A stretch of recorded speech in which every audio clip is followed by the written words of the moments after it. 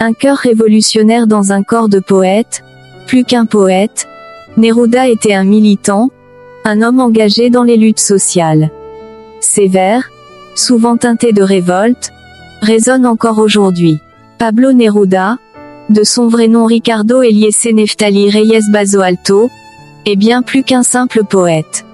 Il est l'une des figures les plus emblématiques de la littérature latino-américaine du XXe siècle, un poète engagé, un diplomate, un homme politique et un intellectuel chilien.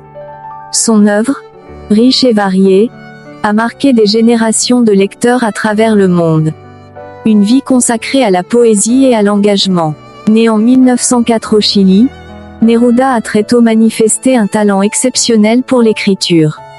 Son enfance, marquée par la nature et les paysages de son pays, a profondément influencé sa poésie. Il a commencé à publier dès son adolescence et n'a cessé d'écrire tout au long de sa vie. Les thèmes récurrents de sa poésie sont nombreux et variés. L'amour. Neruda est un poète de l'amour passionné et désespéré, mais aussi de l'amour pour la nature, pour son pays et pour l'humanité. La nature.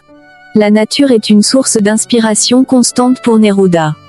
Il célèbre la beauté du monde et la force de la vie. L'engagement politique.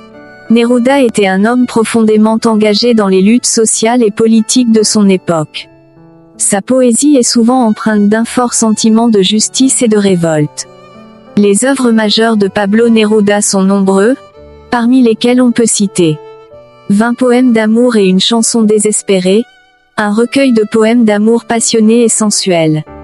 Résidence sur la terre, un cycle de poèmes qui explore les thèmes de l'exil, de la solitude et de la quête de l'identité.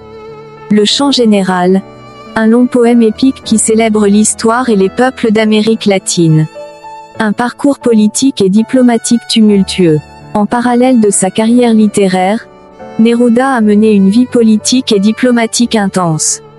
Il a été sénateur, ambassadeur et a joué un rôle important dans la lutte contre les dictatures en Amérique latine.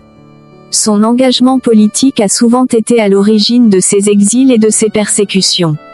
Un héritage inestimable. Pablo Neruda est décédé en 1973, peu après le coup d'État militaire au Chili. Son œuvre a traversé les frontières et a été traduite dans de nombreuses langues. Il est considéré comme l'un des plus grands poètes du XXe siècle et son influence se fait encore sentir aujourd'hui.